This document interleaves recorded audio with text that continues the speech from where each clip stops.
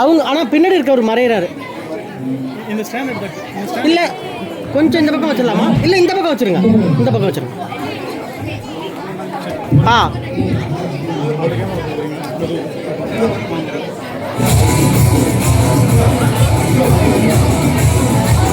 தெரியுது கரெக்டா? ஓகே.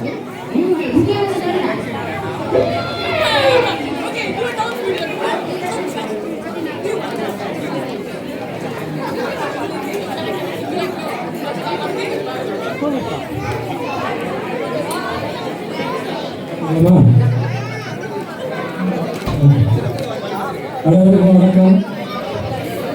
எடுத்து உட்காருங்க, ஆரம்பிக்கலாம். இப்போ பட்டிமன்றம் ஆரம்பிக்கப்போது தலைப்பு இன்றைய சமுதாயத்திற்கு சமூக ஊடகம் சோசியல் மீடியா நன்மையா தீமையா அப்படின்னு.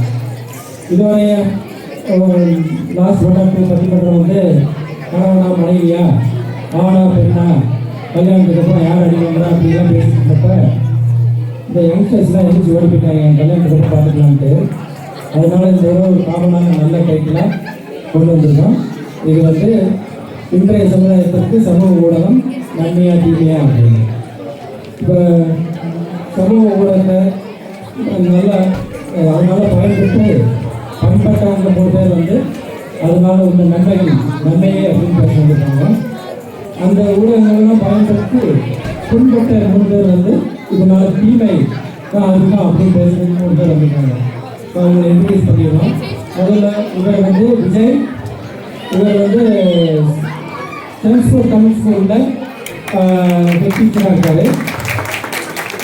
இவர் என்ன சொல்கிறாரு, சமூக ஊடகங்கள்லாம் இல்லைன்னா நான் மாற்றியாக இருக்க முடியாது, நீங்கள் கேட்குற கேள்விலாம் எங்கே போய் நான் பார்க்குறது அப்படிங்கிறாரு. அடுத்து அவங்க என்சி நல்லா பேசுவாங்க. இவங்க என்ன சொல்கிறாங்க, வாட்ஸ்அப் இல்லாமல் வாழ்க்கையா நெவர் அப்படிங்கிறாங்க. அவங்க தும்மலா என்ன சொல்கிறாங்க, உங்களோட திறமையெல்லாம் வெளிப்படுத்துறது மெடிசன் கண்டுபிடிச்ச மாபெரும் கண்டுபிடிப்பு தான் சோசியல் மீடியா அப்படிங்கிறாங்க. இந்த பக்கம் இருப்போம், இந்த பக்கம் சரவணன் பார்த்து போய்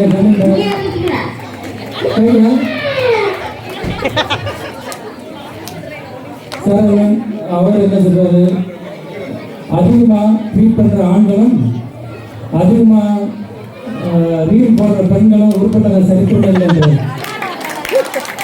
அது வந்து சொல்லுங்க இது என்ன சொல்றாங்க, உங்கள் வீட்டுக்காரர் இருக்காரு அவர் எந்த நேரமும் வந்து பிளாக் ஸ்கிரீன்ல இருக்காரு, இல்லைன்னா ட்வீட் பண்ணிட்டு இருக்காரு, டிக்டாக் பண்ணிட்டு இருக்காரு. என்ன கொடுமை தரனா அப்படிங்கிறாங்க. அடுத்து அவரு ராம் நல்லா பேசுவாரு. இவர் என்ன சொல்றாரு,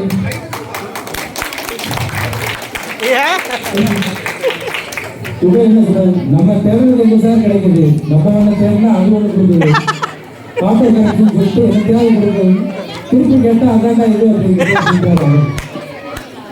இப்போ நம்ம டாபிக் ஆரம்பிச்சோம்னா முதல்ல பேச இருக்கிறது வந்து விஜயகுமார். நன்மையை என்று பேச இருக்கிறார் விஜயகுமார்.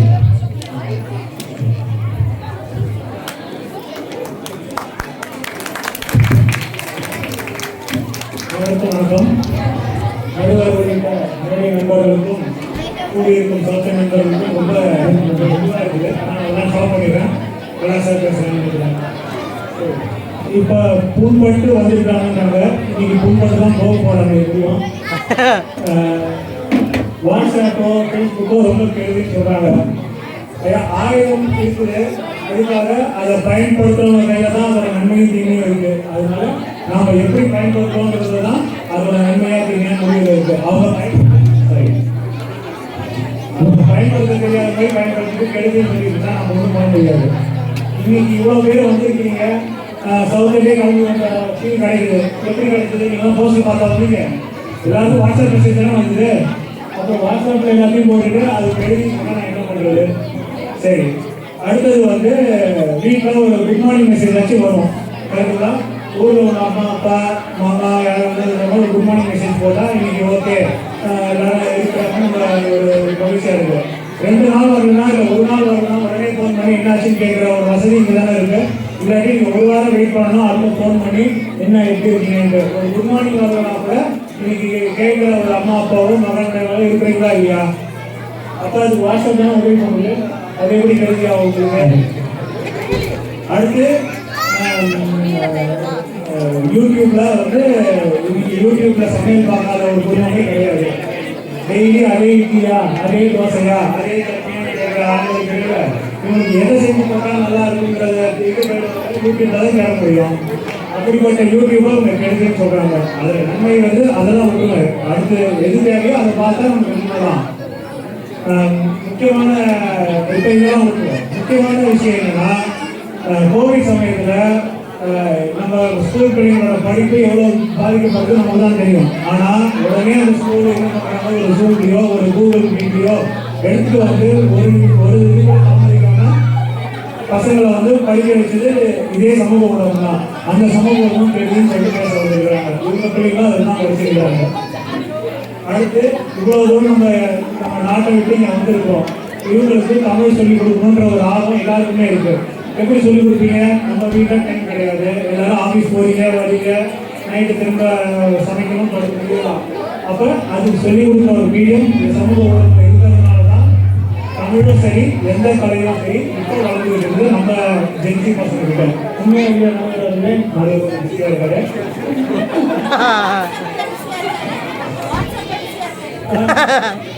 சமூக ஊடகம் நடுவில் நீங்க டிஸ்டர்ப் பண்றீங்க. அதுவும் நாங்க பேசும்போது முதல்ல பேசும்போது இன்னும் கொஞ்சம் நம்ம உலக இதுக்கு போவோம். பேரிடர் காலத்துல மலேசியா நம்ம கேரளாலாம் வந்து நிலச்சரிவுகள் நடந்தது. அப்ப ஏகப்பட்ட நியூஸ் எப்படி வந்தது? ஃபேஸ்புக்ல லைவ் லொகேஷன் போட்டு தான் கண்டுபிடிச்ச நியூஸ் தான் நமக்கு கிட்ட வருது. அப்ப இது எல்லாமே சமூக ஊடகங்களால தான் சாத்தியமாயிருக்குது. இது வந்து ஒரு ப்ளஸ் பாயிண்ட் தான். அடுத்து வந்து பார்த்தீங்கன்னா பசங்களுக்கான அது பேசுவாங்க. ஸோ இப்படிப்பட்ட சமூக ஊடகங்கள் கெடுதின்னு சொல்றதை நான் ஒத்துக்கவே மாட்டேன். நடுவில் இருக்க ஒரு நல்ல தேர்வு கொடுப்பாரு நம்புறேன். நன்றி, வணக்கம். நன்றி. சமூக ஊடகங்கள் யூடியூப்பு ஜூம் எல்லாம் எப்படி கற்றுறது கோவிட் டைமில் எவ்வளோ ரொம்ப ஹெல்ப்ஃபுல்லாக இருந்துச்சு பேசினாரு. இப்போ கை வலிக்கொண்டு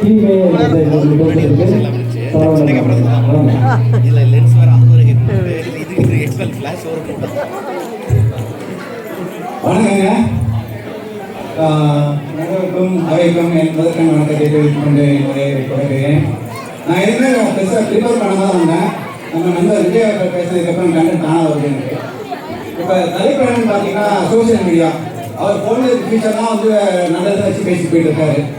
ஸோ இப்போ வந்து சோசியல் மீடியானா என்ன, அது என்ன கண்டென்ட்டு, அது மாதிரி இருக்கிறது கொஞ்சம் அடிப்படை இதை வந்து நம்ம பேசி புரிஞ்சுக்கிட்டு அதுக்கப்புறம் நம்ம இந்த டாபிக் வந்து பேசணும்னு நல்லாயிருக்கும் அப்படின்னு நினைக்கிறேன். வாட்ஸ்அப்பு அதுலேயும் வீடியோ கால் ஃபீச்சர் தான் சொன்னார், வீடியோ கால் ஃபீச்சர் அதுன்னு சொன்னார். ஒரு கைண்ட் இன்ஃபர்மேஷன் வாட்ஸ்அப் வந்து ஹைப்ரிடுங்க, அது ஃபுல்லாக வந்து சோஷியல் மீடியா பார்த்தா வராது. ஓகே, இப்போ இந்த சோஷியல் மீடியா வந்ததுலேருந்து என்னென்ன கெடுதல்கள்லாம் அப்படின்னு நான் யோசிச்சு பேசணும்னு அவசியம் இல்லாத வரைக்கும் நம்ம சுற்றி நடக்குது. ஃப்ரெண்ட்ஸ் 2 பேர் வாக்கிங் போயிட்டு இருக்காங்க நம்ம ஊரில். பார்த்தா கொஞ்ச நேரத்தை பார்த்தா திரும்பி பார்க்குற அவர் காணும். என்னன்னு பார்த்தா கொஞ்சம் தூரத்துக்கு மேன் போல அவர் ரீல்ஸ் 6 உள்ள வந்துருக்காரு. அது கூட கவனிக்காம போயிட்டு இருக்காரு. நம்ம ஊர்லங்க மேன் போல தந்து கிடக்கு, நம்ம இந்த ஊர் இல்லை. ஓகே, ஸோ அந்த மாதிரி இருக்கு. அதுக்கப்புறம் எனக்கு ஒரு சின்ன கேள்வி, எதுங்க பேன் பண்ணுவாங்க? எது கெட்டதோ அதை பேன் பண்ணுவாங்க. இப்போ ஆல்கஹால் பேன் பண்ணுவாங்க, ஓகே, சிகரெட் பேன் பண்ணுவாங்க. ஒரு குறிப்பிட்ட வயதினருக்கு மேலே அதோட அப்படின்னு இப்போ எல்லா கண்ட்ரியும் மாற்றி எதை பேன் பண்ணுறாங்கன்னா சோசியல் மீடியா பேன் பண்ணிட்டு இருக்காங்க. அப்படின்னா என்னது? அதுவும் அவ்வளோ மது புகையெல்லாம் வந்து உடம்புக்கு வேணா, இது மனதுக்கு அவ்வளோ ஸ்ட்ரெஸ்ஸு. அதுக்கான இழப்பை பேரிழப்பை இளைய சமுதாயம் கெட்டு செய்கிறத ஒவ்வொரு கண்ட்ரியும் பார்த்து அதுக்கு எதாவது பண்ணணும்னு சொல்லி இதை தடுக்கிறதுக்காக பேன் பண்ணணும்னு நினைக்கிறாங்க. அதுலேருந்து தெரிஞ்சுக்க வேணாமா இது எவ்வளோ கெட்ட விஷயமா இருக்கு நம்ம ஸ்பெசிஃபிக்காக அப்படின்னு. அடுத்தது யூடியூப்ல பார்த்து சமைக்கிறது. அந்த கொடுமையை ஒரு வீட்லையும் பார்த்துட்டு தானே இருக்கோம். முருங்காய், இட்லி, தோசை, ஆப்பம், வடை இதெல்லாம் சாப்பிட்டு நம்ம திடீர்னு பார்த்தா அதாவது லாக்கி சோபா அப்படின்னு சொல்லி ஒருத்தர் போறாரு. என்னது அப்படின்னு பார்த்தா அது நூடுல்ஸ் ஆமா, அது பேராமா. எங்களுக்கு வந்து சோபா செட்லாம் வந்து உட்காருது அப்படின்னு நினைச்சுதான் ஏன் வேணாம்னு சொல்லி இறங்கி அதுக்கு எப்படிலாம் வேணாம். ஓகே, ஸோ ஒவ்வொரு வீட்லையும் பார்த்தீங்க அப்படின்னா ஒவ்வொரு வீட்லையும் ஒவ்வொரு மொபைல்கள் அதிகமாக ஒவ்வொருக்கும் ஒரே வீடு பலதரப்பட்ட உலகங்கள் அவங்க கண்முன்னாடி இருக்குது. அதுலேயும் எக்ஸலுக்கு என்ன விதமான உலகங்கள் அவங்க கண்முன்னாடி தோணுது அப்படின்றத பார்த்து அதை கண்ட்ரோல் பண்ணுறதுக்கு பெற்றோர்களுக்கு பெரும் சவாலாக இருக்குது. இது எல்லா பெற்றோர்களும் நல்லா உணர்ந்துருப்பீங்கன்னு நினைக்கிறேன். அதுவும் செகண்டரி ஸ்கூல் போகிற பசங்களுக்கு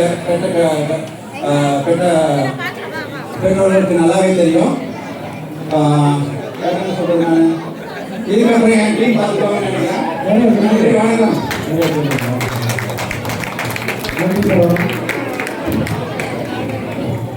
நிறைய தீமைகள்லாம் சொன்னார். சிகரெட்டு ட்ரிங்க்ஸ்லாம் பேன் பண்ணுறோம், இதுவும் பேன் பண்ணலாம் அப்படின்னு. ஒருவேளை பேன் பண்ணுறது தான் யூஸ் பண்ணுறது. ஆமாம், பண்ணிட்டாங்க அப்படின்றாரு. கரெக்டாக பேசியிருக்காரு சார். சின்ன பசங்களுக்குலாம் நிறைய பேன் பண்ணிட்டாங்க நிறைய கண்ட்ரியில் அப்படின்னு. இதுக்கு கவுன்சில் கொடுக்குறதுக்கு எல்சி வாங்க.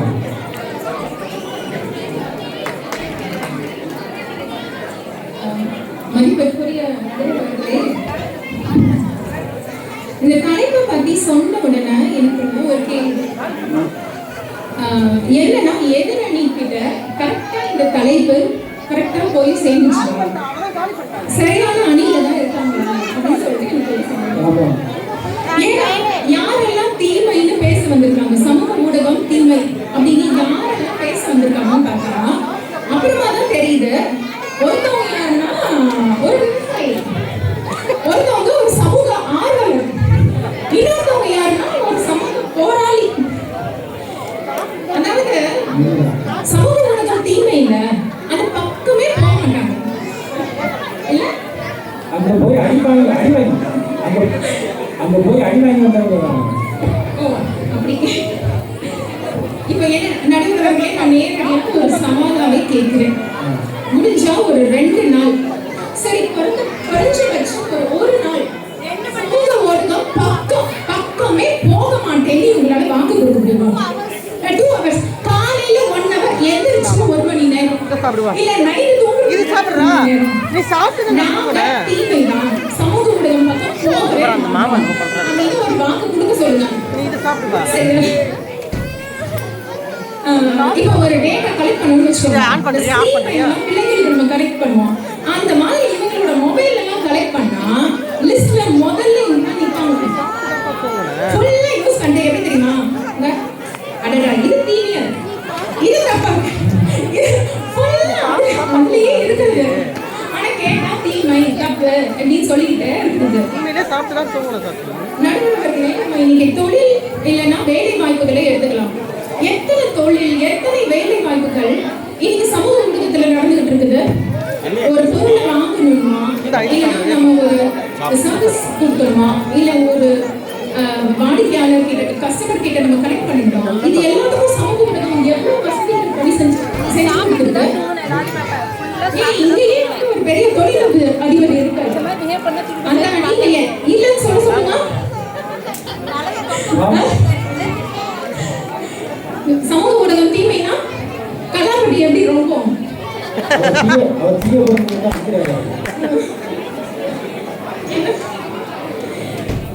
சரி. இப்ப நம்ம வெளிநாட்டு வாழ்க்கைன்னு வந்திருக்கோம் அப்படின்னா, நம்ம முன்னெல்லாம் ஒரு காலத்துல நம்ம ஊரை விட்டு வெளியில வந்திருக்கோம்னா எவ்வளவு ஒரு தனிமை என்ற ஒரு விஷயம் ஒரு கொடுமையானதா இருக்கும். ஆனா இன்னைக்கு அப்படியா? நம்மளால நம்ம 10,000 மைல்கள் தாண்டி வந்துருந்தோம். இன்னைக்கு நம்ம எல்லாரும் ஒன்னா சேர்ந்து இந்த ஒரு தமிழ் புத்தாண்டை கொண்டாட முடியுதுன்னா எப்படி? சமூக ஊடகத்தோட உதவி இல்லாமலா? இல்ல இங்க எத்தனை டீம் இங்க வேலை செஞ்சிருக்கீங்க. நம்ம நிகழ்ச்சிக்கு பின்னாடி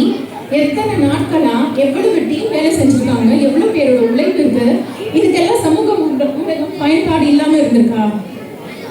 சரி, நான் நேர டிஜே டீமை இல்லைன்னு சொல்லுங்க. எங்களுக்கு சமூக ஊடகமே வேணாம், டீமைன்னு சொல்லுங்க. நான் அப்படியே அந்த டீம்ல போய் உட்காந்துக்கிறேன். இல்ல கேக்குறாங்க. யாரு பாக்க நினைக்கிறாங்க? அவங்க சமூக ஊடகத்துல பிஸியா இருக்காங்க. நடுவர்களே, தீமை பாருங்க. வெறும் 10 பேரை மட்டும் வச்சு ஆரம்பிச்சு ஒரு வாட்ஸ்அப் குரூப். அதுக்கப்புறம் கொஞ்சம் கொஞ்சமா நம்ம மக்களை பார்த்து இன்னைக்கு 100க்கும் மேல குடும்பங்கள் ஒரு தமிழ் மொழி குரூப்ல இணைஞ்சிருக்கோம்னா அதுக்கு சமூக ஊடகம் எவ்வளவு ஒரு பயன்பாடா இருந்திருக்குது. ஊர்லாம் சொல்றாங்க, எங்களோட நீங்களாம் தான் தமிழ் புத்தாண்டை இவ்வளவு சிறப்பா நல்லா கொண்டாடுறீங்க அப்படின்னு சொல்லிட்டு. இதெல்லாம் பார்க்கும்போது நமக்கு என்ன தோணுது, நான் எங்க இருந்தாலும் நான் தனியா இல்லை. ஏதோ நான் ஒரு மதுரையில அரசடி பக்கத்துலயோ ஆரப்பாளையம் பக்கத்துலயோ நான் எங்கேயோ இருக்கிற ஒரு உணர்வு கொடுக்க முடியுதுன்னா அதுல எவ்வளவு ஒரு சந்தோஷம் இருக்குது. சரி, இப்ப நம்ம பிள்ளைங்களுக்கு வருவோம். ஒரு காலத்துல இப்ப நமக்கெல்லாம் நம்ம பாடம் படிக்கும் போது ஒரு கேள்விகள் வருதுன்னா எத்தனை கேள்விகளுக்கு பதில் கிடைச்சிருக்குது நம்மளுக்கு. இப்போ ஒரு கிளாஸ் எடுக்கிறாங்க, டீச்சர் மிஸ் கிளாஸ் எடுக்கிறாங்கன்னா புரிஞ்சுதா, கிளாஸை முடிச்சுட்டு புரிஞ்சுதான்னு சொல்லி கேட்டா அதுல 30 பேர்ல 4 பேருக்கு கூட புரிஞ்சுக்காது. ஆனா என்ன பண்ணுவாங்க கேட்டா எல்லாம் நல்லா தலையாடுவாங்க, புரிஞ்சுது சார் அப்படின்னு சொல்லிட்டு. ஏன்? ஒரு பயம், தயக்கம், அதையும் தாண்டி நம்ம ஏதாவது கேள்வி கேட்டுட்டோம்னு வச்சுக்கோங்க, அவங்க ஏதாவது திரும்பி பதிலுக்கு கேள்வி கேட்க அதுக்கு நம்ம பதில் தெரியாம எதுக்கு வாங்க அப்படின்னு சொல்லிட்டு நம்ம மட்டும் அமைதியா இருப்போம். மிஞ்சி போனா ஒரு கோனர் நோட்ஸ்னு ஒண்ணு இருக்கும் அந்த டைம்ல. அதுதான் நம்மளுக்கு கிடைச்ச ChatGPT. அது வச்சிருக்கிறவங்க எல்லாம் பெரிய ஆளு, அது எல்லாம் கைக்குக்கம் இருக்காது. அதனால ஆனா இன்னைக்கு அப்படியா? இன்னைக்கு எவ்வளவு கேள்விகளுக்கு பதில்கள் கிடைக்குது. எவ்வளவு பேர் அதாவது ஒரு காலத்துல 8ஆம் கனியா இருந்த விஷயங்கள் எல்லாம் இன்னைக்கு நம்ம பிள்ளைங்களுக்கு எந்த சப்ஜெக்ட் வேணும், என்ன கேள்வி வேணும், எல்லாத்துக்கும் கிடைக்கிறது இல்ல. ஆனா எதுல பிரச்சனைகள் இருக்குதுதான். ஆனா எதுல பிரச்சனை இல்லை? இப்ப நம்ம வீட்டை வந்து வெளியே போனாலே ஐயோ ஏதாவது விபத்து நடந்துமோ அப்படின்னு சொல்லிட்டு வீட்டுக்குள்ளேயே இருக்க முடியுமா? நம்ம பில் பே பண்ண வேணாம், வெளியே பார்க்கணும்ல, யார் கட்டுவா? நம்ம அதுக்கு ஒரு கட்டமைப்புகள், ஒரு சட்டங்கள், ஒரு வழிமுறைகள் எல்லாம் இருக்குது. அது எல்லாமே பார்த்து போகணும். ஆனா என்னன்னா நடுவர்களே இவங்க அதெல்லாம் எதுவுமே ஃபாலோ பண்றது கிடையாது.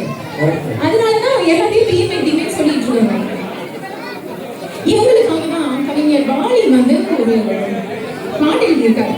என்னன்னா, கண் போன போக்கிலே கால் போகலாமா, கால் போன போக்கிலே மனம் போகலாமா, மனம் போன போக்கிலே மனிதன் போகலாமா அப்படின்னு.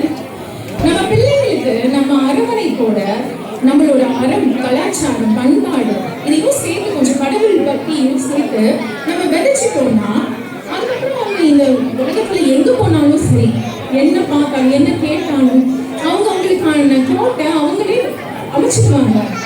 அது நம்ம நல்ல விஷயங்களை நம்ம விதைக்கிறதுல தான் இருக்குதே தவிர அவங்களுக்கு ஒரு வயசுக்கு மேல நம்ம பின்னாடியே போய்கிட்டே இருக்க முடியாது. இது சரி இது தப்பு அப்படின்னு சொல்லிக்கிட்டே இருக்க முடியாது. நம்ம என்ன விஷயங்கள் சொல்லி தரணும் அது சின்ன வயசுல சொல்லி தந்தா அதுக்கப்புறம் அது அவங்களோட வழிகள். இதுதான் திருவள்ளுவர் சொல்லியிருக்காரு, எப்பொருள் யார் யார்வாய் கேட்பினும் அப்பொருள் மெய்ப்பொருள் காண்பதறிவு. நம்ம எதை கேட்டாலும் எதை பார்த்தாலும் அதை ஆராய்ச்சி பார்க்கணும். சும்மா எதையும் ஆராய்ச்சி பார்க்காம அது தப்பு அப்படின்னு சொல்லக்கூடாது. எதுல நன்மை இருக்கு, எதுல உண்மை இருக்கு அப்படின்னு ஆராய்ச்சி பார்க்கணும். திருவள்ளுவரை சொல்லியிருக்காரு. இப்ப உள்ள காலத்துல எல்லா இடத்துலயுமே தகவல்களும் தொழில்நுட்பமும் கொட்டி கிடக்குது. அதாவது இந்த சிதறி கிடக்குற சிப்பிகள் மாதிரி அந்த சிப்பிகள் எல்லாம் பார்த்துட்டு இதுல ஒண்ணும் இல்லை, இது வேஸ்ட், இது பயன் இல்லைன்னு சொல்லிட்டு கண்டு போயிட்டு எந்த சிப்பியில முத்து இருக்குன்னு தேடி கண்டுபிடிக்கணும். ஆனா அவங்களுக்கு அதை கண்டுபிடிக்க தெரியணும். நடுவர்களே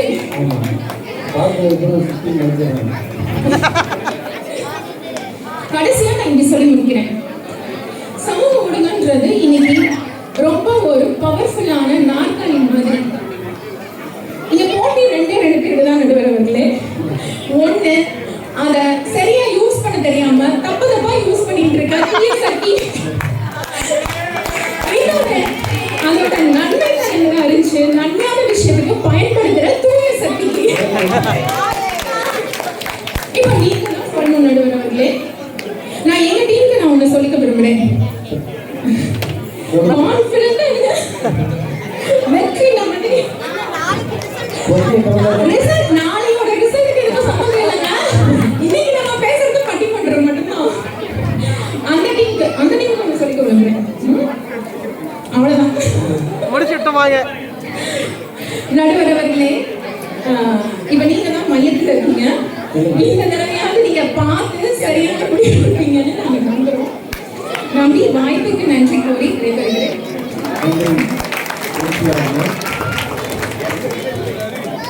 நல்லா பேசுறீங்க. இடையில அரசியல் கொண்டு வந்தீங்க. நாளைக்கு போட்டி பண்ணுறதுக்கு எப்படியா நீங்கள் கேட்குதா? கேட்கலையா?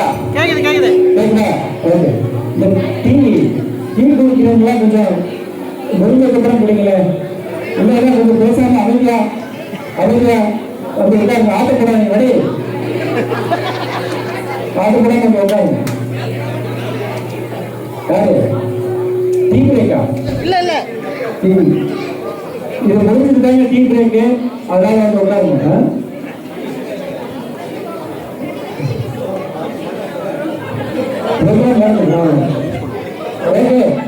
சரி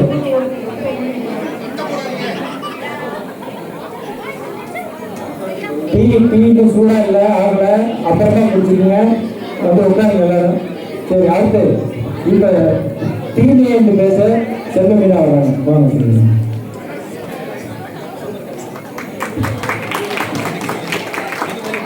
அனைவருக்கும் வணக்கம். சமூக ஊடகம் வந்து நன்மையா தீமையா அப்படின்னு பேசுறதுக்கு வந்து ஒரு 3 பேர் வந்திருக்காங்க அப்படின்னு எல்சி சொன்னாங்க. ஏங்க நாங்க சமூக போராளின்னு சொல்லிட்டு வந்து உட்கார்லங்க. சோசியல் மீடியா அடிக்டா தான் வந்து நாங்களே பேச வந்திருக்கோம். அதனால ரொம்ப பாதிக்கப்பட்டு, அதாவது குடியை பத்தி குடியாரங்க வந்து கரெக்டா இருக்கும். அதனால பாதிக்கப்பட்ட சமூகத்துல இருந்தா நாங்க பேசவே வந்திருக்கோம். ரொம்ப பாதிக்கப்பட்டது என்ன அப்படின்னா, இப்ப எல்லாருமே நான் கேட்கிறேன், ஃப்ரீ டைம்ல நீங்க என்ன பண்ணுவீங்க? இப்ப டக்குனு உங்க மைண்ட்ல வர்றது என்ன? போன் தான் நோண்டுவீங்க. என்ன புக்கு படிப்பீங்கன்னு தெரியல எல்லாருக்கும். ஃபேஸ்புக் அப்படிதான் உட்கார்ந்து படிச்சிட்டு இருக்கு. ஆனா இது ஒரு 10 வருஷத்துக்கு முன்னாடி கேட்டீங்கன்னு வச்சுக்கோங்க, ஒவ்வொருத்தருக்கும் ஒரு ஹாபின்னு ஒண்ணு இருந்திருக்கும். அந்த வேர்டே நம்ம மறந்துட்டோம். எல்லாரும் ஒரு புக் படிப்போம், கூடை பின்னுவோம், கோலம் போடுவோம், பூ கட்டுவோம். எல்லாருக்கும் ஒரு தனி திறமை இருந்திருக்கும். ஸ்டாம்ப் கலெக்ட் பண்றது, அந்த மாதிரி ஒவ்வொரு ஹாபி. இப்ப நம்ம பிள்ளைங்க எத்தனை பேருக்கு ஹாபின்னு ஒண்ணு இருக்கு? ஹாபியே கிடையாது, இண்டிவிஜுவாலிட்டியே கிடையவே கிடையாது. எல்லாருக்கும் வந்து சின்ன குழந்தைங்க எல்லாருமே அந்த யூடியூப் சோசியல் மீடியா பாக்குறது தான் வந்து மெயின் ஹாபி.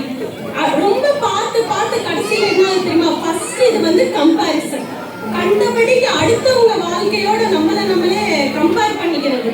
ஒரு அன்ரியலிஸ்டிக் எக்ஸ்பெக்டேஷன். அதாவது அவன் இப்படி சமைக்கிறான், யூடியூப் பார்த்து சமைக்கிறது. அதை பார்த்துட்டு நிறைய கணவன்மார்கள்லாம் அவன் மட்டும் அப்படி சமைக்கிறது, நீ அப்படி சமைக்க மாட்டீங்களேன்னு ஏதாவது கேட்க வேண்டியது. அதே மாதிரி அவங்க வீட்டுக்காரெல்லாம் ஹாலிடே கூட்டு போறாங்க, நீ கூட்டு போறது இல்லை அப்படின்னு இந்த மாதிரி ஒரு என்ன சொல்ல, அடுத்தவங்க அவங்க என்ன அவங்க வாழ்க்கையில திரைக்கு பின்னாடி என்ன நடக்குது அப்படிங்கிற ஒரு காமன் சென்ஸே இல்லாம 5 நிமிஷம் பாக்குறத பார்த்துட்டு அவங்க அப்படி ரீல் போடுறாங்க, அவங்க அந்த மாதிரி வாட்ச் வாங்குறாங்க, அவங்க அந்த மாதிரி வசதியா இருக்காங்க அப்படின்னு நம்மளே நம்மகிட்ட இருக்க பிளஸ்ஸிங்க மறந்து கிராட்டிடியூட் இல்லாம நம்மளே கம்பேர் பண்ணி நம்ம தாழ்த்திக்கிறோம் நம்மளே. இது வந்து ஒரு மேஜர் இது. அது இந்த மாமி இன்ஃப்ளூயன்சர்ஸ் பத்தி நான் ஏற்கனவே என் குரூப்லயே நிறைய சொல்லியிருக்கேன். எல்லாம் முடிச்சு பிள்ளை அப்பதே ஒரு 2 வந்துட்டு போய் உட்காந்துருப்போம். சரி ரிலாக்ஸ் ஆகிறதுக்கு போனை எடுப்போம் அப்படின்னா, நீ இந்த பிள்ளை இப்படி வந்தேன்னு வச்சுக்கோ, அந்த பிள்ளைங்க பெருசானோடனே அப்படி ஒரு ட்ராமா இப்படி ஒரு ட்ராமா அப்படி கடைசியில அந்த பிள்ளைங்க நம்ம அடுத்து திட்டுறதா வேணாமா, கண்டிக்கவா வேணாமா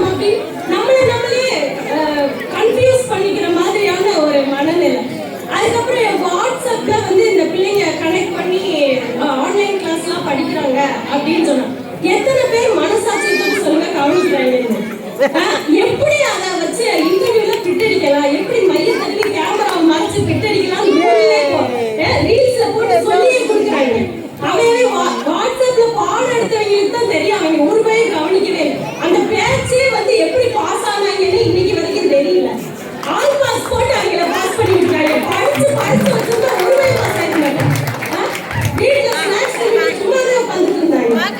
அதுக்கப்புறம் காலையில அம்மா அப்பா வந்து குட் மார்னிங் குட் ஈவினிங் அனுப்பிச்சா வந்து அதை வச்சு அவங்க நல்லா இருக்காங்களான்னு தெரிஞ்சுக்கணும்.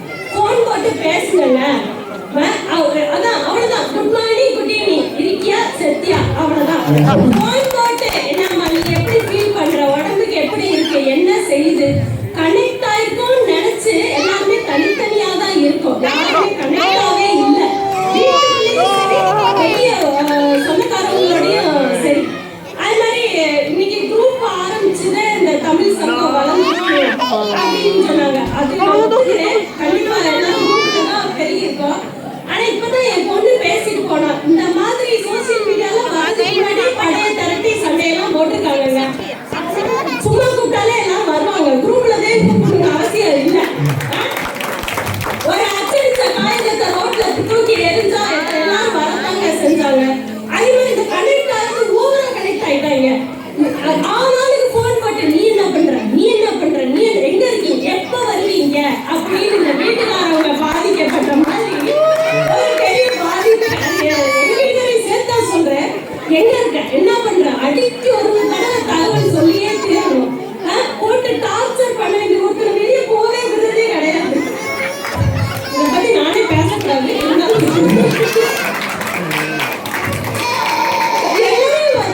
அதுக்கப்புறம் வந்து இந்த சொந்தக்காரங்க நம்ம வந்து கனெக்டா இருக்கோம். அந்த வாட்ஸ்அப்பு ஃபேஸ்புக் இது மூலமா கனெக்ஷனே வேணாம் தாங்க நாங்களே வெளியூர்ல வந்து உட்காந்துருக்கோம். சொந்தக்காரங்க எல்லாம் வரக்கூடாது, ஊர் வீட்டை விட்டு புரிந்துட்டு வச்சிருக்கோம். எப்படிதான் வருவீங்க அப்புறம்? அது மாதிரி நீ அங்க என்ன பண்ண, நீ இப்படி டான்ஸ் ஆடின, நீ அங்க பேசுன, இங்க பேசுன, வாட்ச் பண்ணிக்கிட்டே இருக்காங்க. கண்ணு தப்பவே முடியல. நம்ம என்ன செஞ்சோம் நமக்கே மறந்து போயிருக்கு. அதேதான் கல்யாண வீட்டுல பார்த்து கரெக்டா வேற எங்க அம்மா முன்னாடி கட்டி விட்டுறாங்க. நீ அப்படி போட்டா போட்டேல, நீ அங்க ஜீன்ஸ் போட்டுருந்தேல அப்படின்னு மாட்டி வேற விட்டுறாங்க. அதுக்கப்புறம் என்னன்னா தேடி வந்து குழந்தைங்க தேடி படிச்சுக்கிறாங்க. இதுதாங்க 1ஆம் நம்பர் ஸ்கேம். நீங்க எல்லாம் யூடியூப்ல வந்து சம்பந்தமாவா தேடுறாங்க. இன்னும் நாங்க டீனேஜ் ஸ்டேஜ் பேரண்டிங்க்கு நாங்க வரல. ஆனா நான் கேட்ட ஒரு டீனேஜ் பேரண்ட் கூட என் பிள்ளை போன்ல தேடி தேடி படிக்குதுன்னு ஒரு பேரண்ட் சொன்னதே. போனை வச்சு என் முதலே கூட பார்க்க மாட்டேங்க சொல்றாங்க. பேசவே மாட்டேங்கிறாங்க. வெளியில போனா விபரீதம் நடந்துரும் அப்படின்னு நம்ம பயந்த காலம் போய் நம்ம கண்ணு முன்னாடி வீட்டுக்குள்ளேயே தான் இருக்கு. ஆனா என்ன பாக்குதுங்க, யார்கிட்ட பேசுதுங்க, என்ன அவங்க மைண்டுக்கு வருது அதுவே தெரியல. அந்த அளவுக்கு அவங்க மைண்டே கரெக்டா இருக்கு. அவங்கள அணுகாலும் இப்பதான் ரொம்ப வாட்ச் பண்ண வேண்டியதா இருக்கு. அவங்க போனை வச்சுக்கிட்டு உட்கார்ந்த இடத்துல நம்ம கண்டுபிடித்து நம்ம பிள்ளை இருக்க மாதிரி இருக்கு. ஆனா அது உலகத்துல எங்கேயோ எதையோ பாக்குது. அது நல்லதை பாக்குதா கெட்டதை பாக்குதான்னு நம்ம ரொம்ப பயப்பட வேண்டியதா இருக்கு. சோசியல் மீடியாவில் வந்து நிறைய நன்மைகள் இருக்கு, எல்லாமே இருக்கு.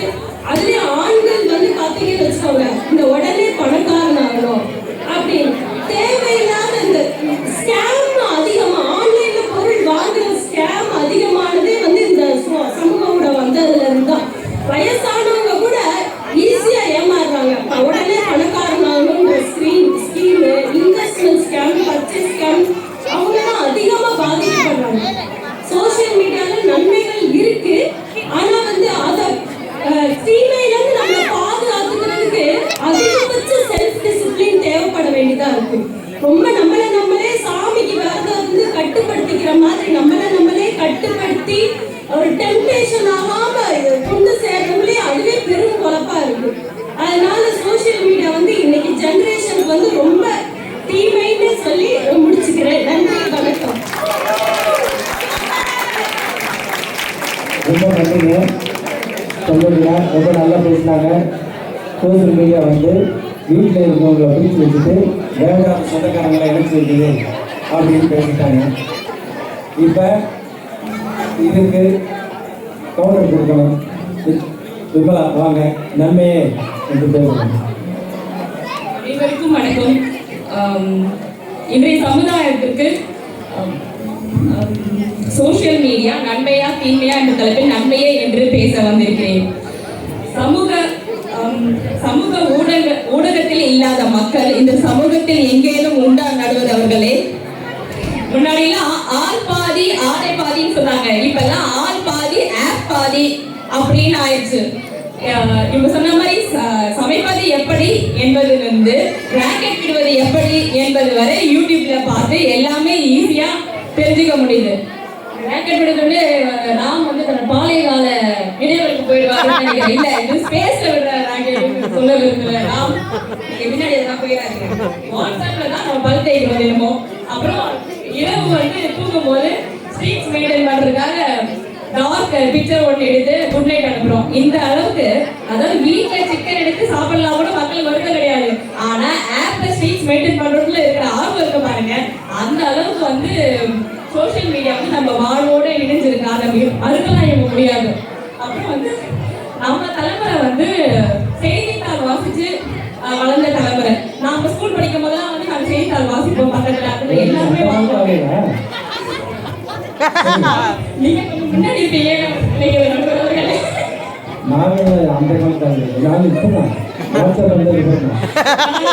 நாங்க ஸ்கூல் முடிக்கும் போது காலேஜ் படிக்கும் போது இந்த இணையதளம் இந்த சோசியல் மீடியா வந்து அறிமுகமாச்சு.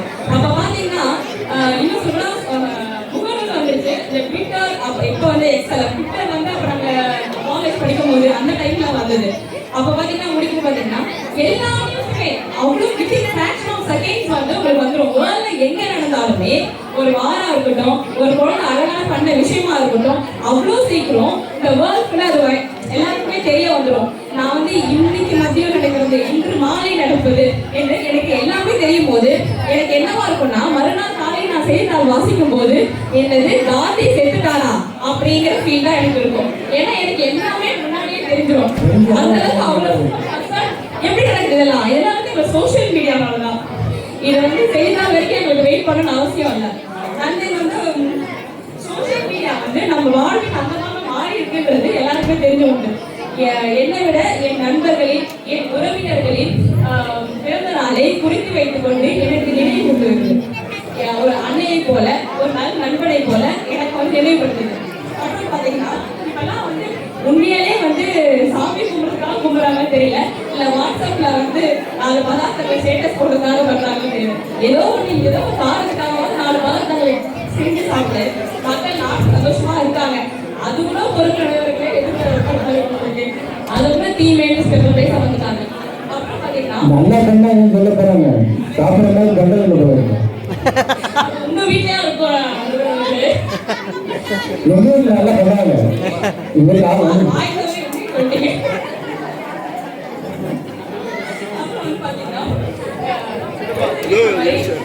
ஸ்மார்ட் எஜுகேஷன் அப்படின்னு சொல்லி வந்தது வந்து இந்த இணைய கிட்டத்தட்ட சொல்ல போனா இந்த இணைய புரட்சினே சொல்லலாம்.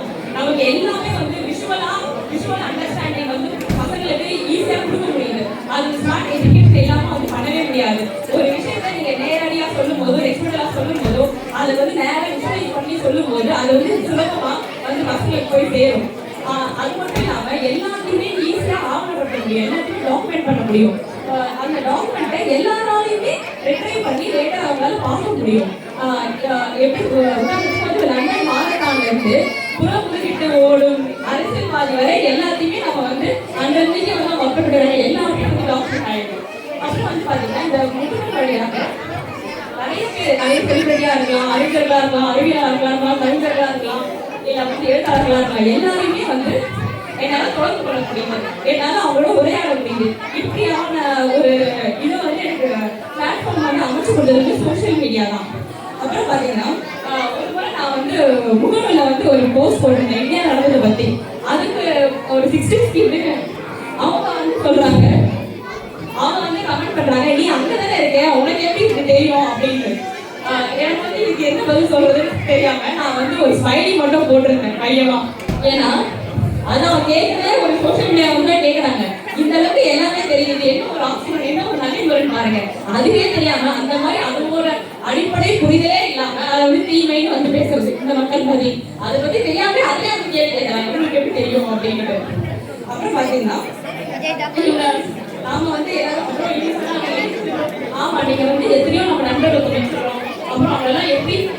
அவங்களை பார்த்தாலும் பேசணும்னு தெரியாது. ஆனா ஃபேஸ்புக்ல அவங்க நல்லா இருக்காங்க ஏதோ ஒன்று சொல்லுவாங்க. ஏதோ ஃப்ரெண்டு நீங்க எல்லாருமே பார்த்தீங்கன்னா ஸ்டே கனெக்டட் இண்டிபெண்டன்ட் டே கனெக்டட் ஃப்ரெண்ட் அப்படின்னு சொல்லி காட்டும். அதாவது இந்த அது ஒரு ஈஸியா அந்த வேர்டு வந்து கடந்து போக முடியாது. அந்த இணையத்துல ஒரு ஒரு பரவலாக ஆக்கப்பட்ட ஒரு வாக்கு இருக்கு. என்னன்னா ஸ்டே கனெக்டட் இட் இஸ் சொல்லுவாங்க. இணைந்திருக்கிறது it is not a word, it's an emotion அப்படின்னு சொல்லலாம். அப்புறம் நாம எல்லாரும் வெளிநாட்டுல தான் இருக்கோம். இங்க பாத்தீங்கன்னா நம்ம எல்லாருமே வந்து கொஞ்சம் யோசிச்சு பாருங்க. அந்த காலம் மாதிரி ஒரு கடித போக்குவரத்து மட்டும் இருந்து அதுக்கப்புறம் வந்து எப்பயாவது வந்து ஐசி கால் மட்டும் பண்ணிட்டு இருந்தா எப்படி இருக்கு கொஞ்சம் கற்பனை பண்ணி பாருங்க. இப்போ நான் என் அம்மாவுக்கு கால் பண்ணேன்னா ஸ்மார்ட் போன்ல அவங்களுக்கு இருக்க ஒரே ஆப்ஷன் வீடியோ கால் தான். நான் எப்பயாவது ஆடியோ கால் பண்ணனா கூட அவங்களால வந்து ஏன் வீடியோ வரலன்னா கேட்பாங்க. அந்த அளவுக்கு அவங்க ஸ்மார்ட் போன்ல ஆடியோ கால் ஆப்ஷன் இருக்குன்றது நம்ப கூட மாட்டாங்க. அந்த அளவுக்கு நாங்க எத்தனை அன்னை எத்தனை தந்தை தன் பிள்ளையை தன் மகளை தன் வேறு பிள்ளைகளை பார்த்து அவர்கள் மகிழ்ச்சியும் இறைவையும் சோசியல் மீடியா தான் தருகிறது.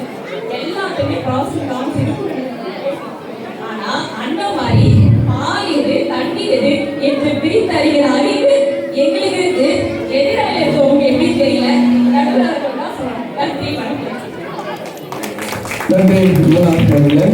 ஸோ வீடியோக்கள் எந்த அளவுக்கு ஹெல்ப்ஃபுல்லாக இருக்குது அவசியமாக இருக்குது அப்படின்னு சொல்லிட்டு கடைசியில் எதிரணிக்கு தண்ணியும் பாலும் பிரித்தறிய தெரியல எல்லாத்தையும் ஒன்றா தான் பார்க்குறாங்க அப்படின்னு சொல்லி முடிச்சிட்டாங்க. ராம் நீங்கள் தான் வந்து உங்கள் அணியை நிலைத்திருக்கணும். வாங்க.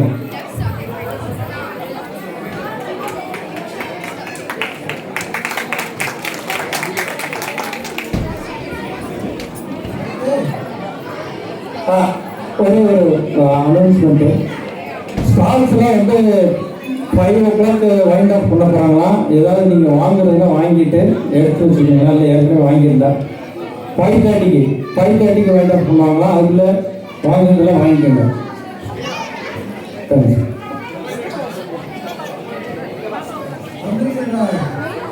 ஹலோ, நான் பேசுறது கேட்குதா?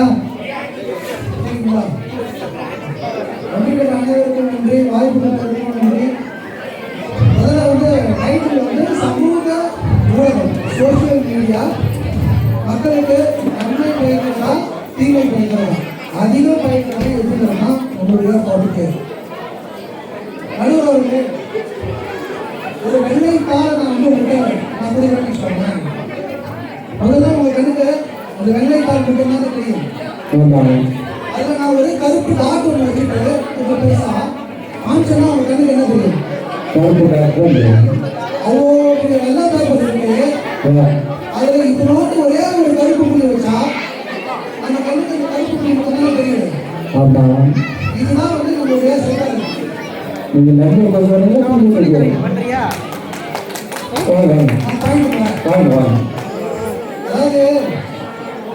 அதாவது ஒரு காலத்தில் ஒரு 10 வருஷத்துக்கு முன்னாடி நித்யானந்தான் ஒருத்தர் இருந்தாரு. தெரியுங்களா எல்லாருக்கும்?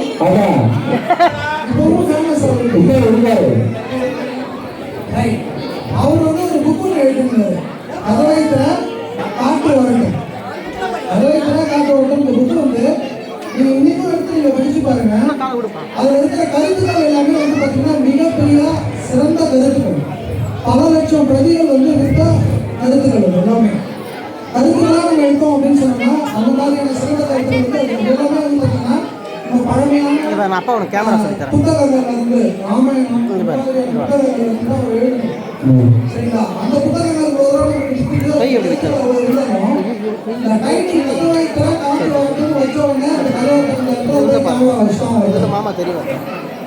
அதுக்கப்புறம் என்ன நடந்தது உங்களுக்கே நமக்கு தெரியும். ஆனா அவர் செய்த நன்மைகளோட தீமைகள் இந்த மாதிரி அவர் இருந்தாருங்கிற ஒரு விஷயம் எவ்வளவு பெரிய கடல் மாதிரி சீக்கிரமா பரவுச்சு, தீ மாதிரி பரவுச்சு. ஏன்னா இது நம்மளுடைய செயல். நல்ல விஷயம் பரப்புறத விட தீமையான விஷயங்களை இமீடியட்டா மக்கள் வந்து பரப்ப ஆரம்பிப்பாங்க. காரணம் என்னன்னா நல்லதை பார்க்க முடியாதவங்களுக்கு நமக்கு அந்த ரைட் பேப்பர்ல இருக்கிற அந்த கருப்பு டாக்டர் தான் அதிகமாக தெரியும். இந்த சைக்காலஜியை யூஸ் பண்ணி தான் இன்னைக்கு இருக்கிற சோசியல் மீடியா அத்தனையுமே ஒரு செய்திகளை பிரிச்சு நிறைய விஷயங்களை போடுது.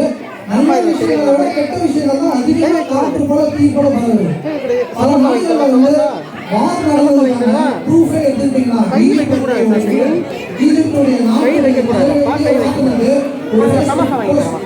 நம்மளுடைய லீடர் வந்து நமக்கு தப்பா நடந்துக்கிறாங்க, நம்ம அத்தனை பேருமே வந்து அந்த இடத்துல ஒரு பெரிய குரூப்பை வந்து ஃபார்ம் பண்ணுவோம். ஃபார்ம் பண்ணி நம்மளுடைய எதிர்ப்பு தெரிஞ்சப்போ முனையில் அந்த லீடரை வந்து தூக்கிடும்.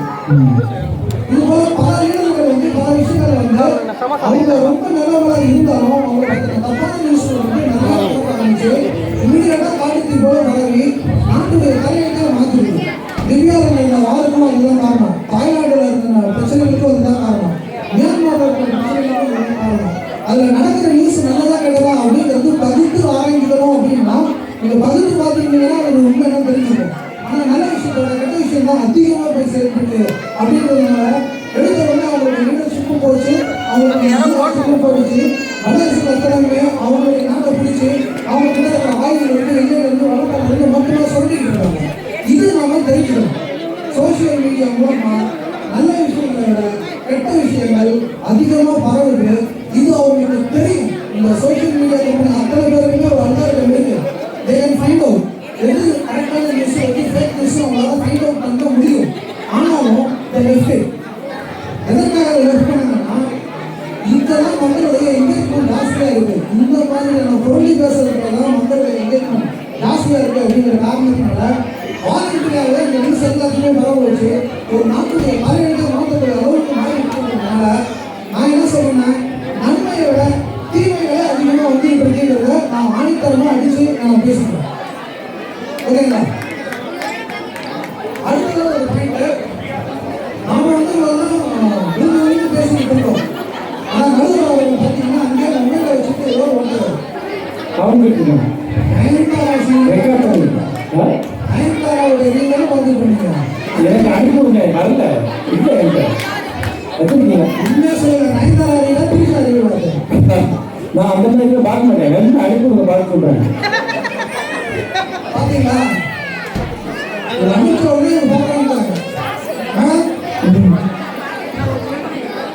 உதயோடைய வயசு இங்கதான் இருக்கிறாங்க. திரிஷாவோட ரீல அவங்க போட்டு பார்க்கறாங்க.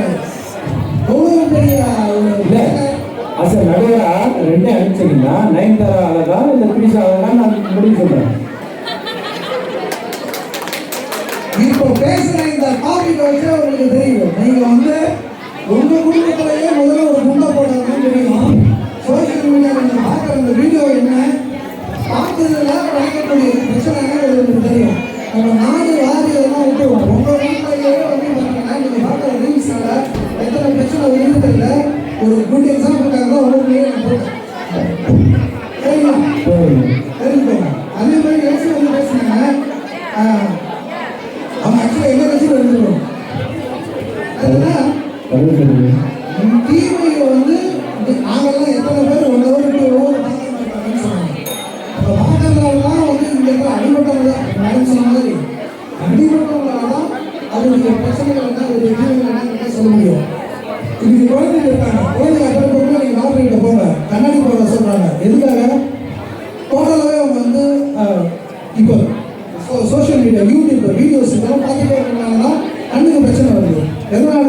சோஷியல் மீடியாவில் வந்தால் நன்மை நமக்கு கையெல்லாம் எப்பவுமே ஒரே மாதிரி வந்து அப்படியே வச்சு சோப்பட்டெல்லாம் வலியுது. ஃபிசியோதெரபிஸ்ட்டில் போனீங்கன்னா நீங்கள் நிறைய ரொம்ப நேரம் வீடியோ போட்டீங்களான்னு கேட்குறாங்க. ஆமாம் கேட்கணும். இதெல்லாம் எதில் இருந்து வந்துச்சு? சோஷியல் மீடியாவில் இருந்து வந்தால் நன்மை. என்னங்க பேசுறீங்க? சோஷியல் மீடியாவால் இருக்க வரைக்கும் நடந்தது எத்தனையுமே 90% தீமையான விஷயங்கள் தான் வந்து பண்ண வைக்கிறீங்களா? 10 விஷயங்கள் நல்லது நடக்குது. நம்ம இல்லைன்னு சொல்ல வரல.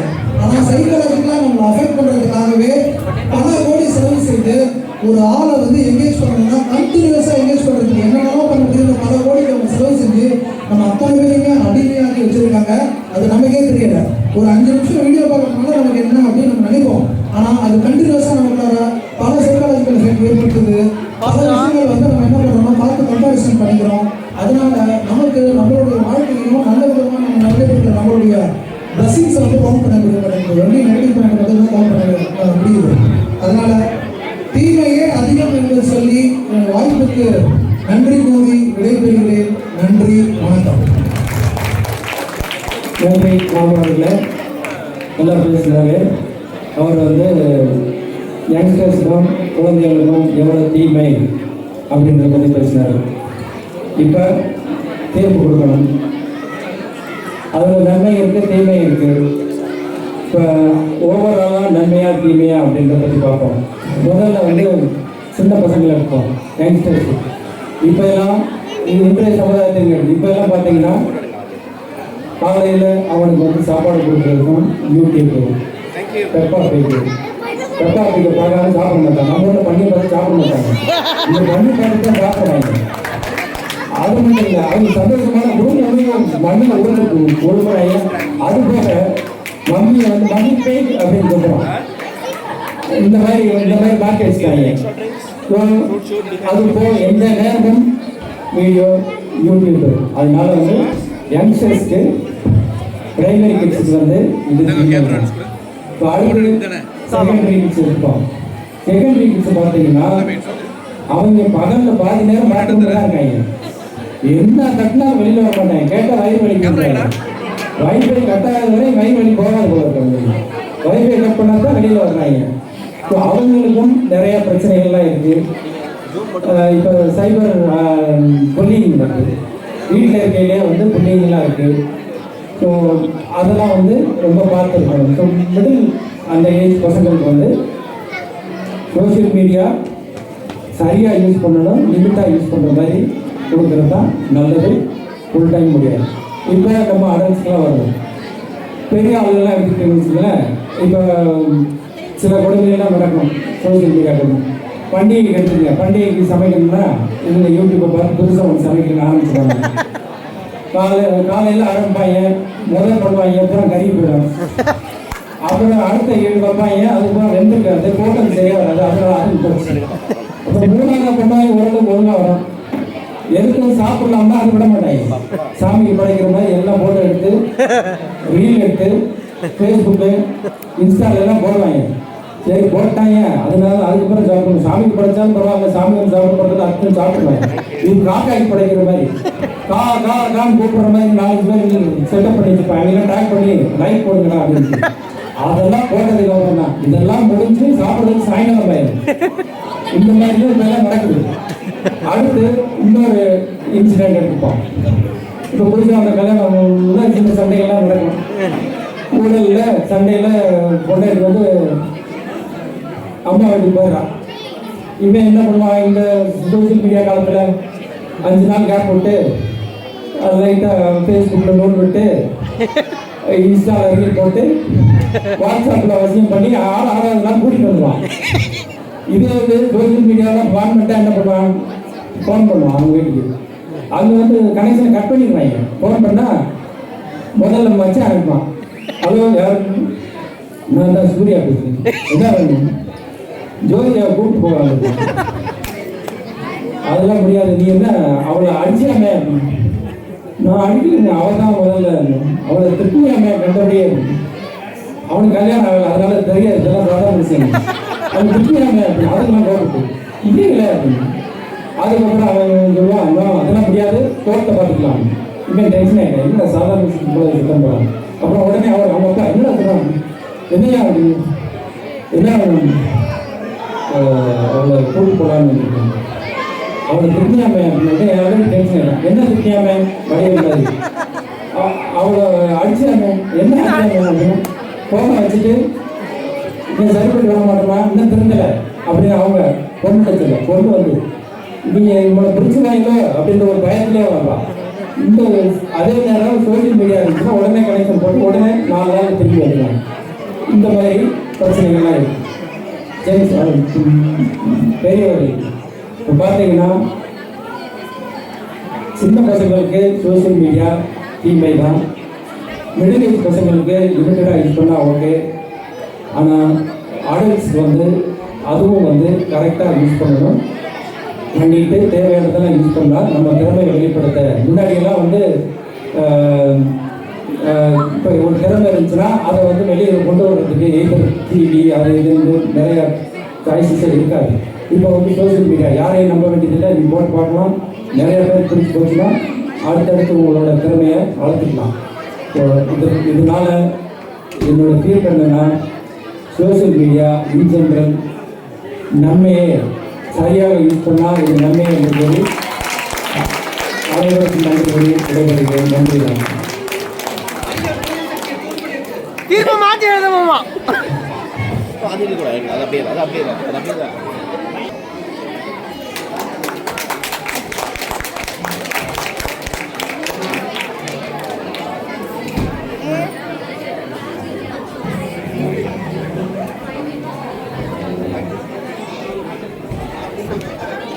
ஒரு 5 minutes டீ பிரேக்ல டீ எல்லாம் குடிச்சிட்டு அடுத்தது தற்சமய நிகழ்ச்சி ஆரம்பிக்க போகிறது. எல்லாரும் குடிச்சிட்டாங்க, நம்ம தான் குடிக்கணுமா? ஒரு 5 நிமிஷம் டீ பிரேக் கொடுங்க. நாங்கள் டீ குடிச்சு திரும்ப ப்ரோக்ராம் ஸ்டார்ட் பண்ணுறோம்.